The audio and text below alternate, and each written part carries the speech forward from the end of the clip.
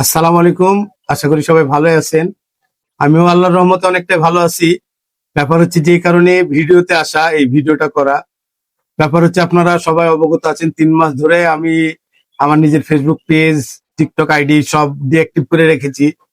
তো অতএব দয়া করে কেউ ভাই আমার আগের ভিডিও ছেড়ে আমাকে নিচু করেন না ভাই।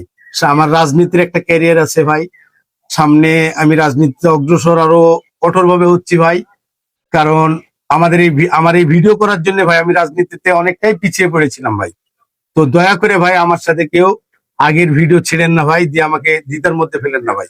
আর আমি সকল প্রকার ভিডিও থেকে বের হয়ে এসেছি ভাই। আমি আর ভিডিও টিডিও করি না ভাই। তো দয়া করে কেউ ভাই আমার ভিডিও আর পোস্ট করেন না ভাই। আগের ভিডিও যাদের কাছে আছে তারাও পোস্ট করেন না ভাই। দয়া করে ভাই আমাকে এখান থেকে মুক্তি দিন ভাই। আমি টিকটক বলেন, ফেসবুক রিলস বলেন, আমি এগুলো বাদ দিয়ে দিয়েছি ভাই। ধন্যবাদ। আসসালামু আলাইকুম।